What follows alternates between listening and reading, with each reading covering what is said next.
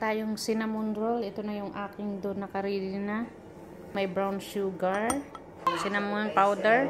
Natin ang cinnamon powder. Daling maggawa ng cinnamon. Yan, lagyan natin ng butter ang ating dough. Itong food ni Daddy Kano, cinnamon roll. Ngayon naman, ilagay na natin itong ating cinnamon powder dito sa ating Ayan, ganyan mo lang siya. Kalat lang dito.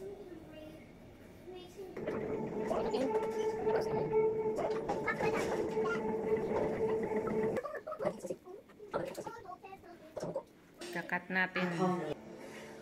Ganitong pagkat ng cinnamon. Ayan.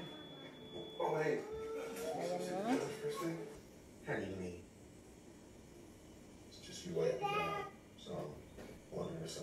More butter.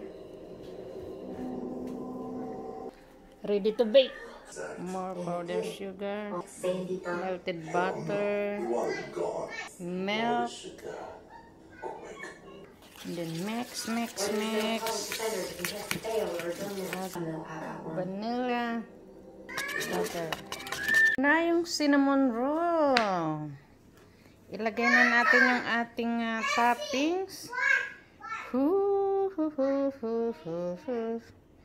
Wow. Ayan nang mapapalaban na naman sa kain. Tayo ng cinnamon roll. Mainit-init pa. Ready ng merienda na naman ni Daddy Kano.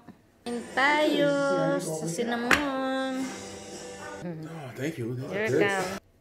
Guys, good? Oh, eat. Napakasarap ng cinnamon. Mainit-init pa. Ito lang sa akin kasi hindi Ayan ang cinnamon ni Nanay ni Kano.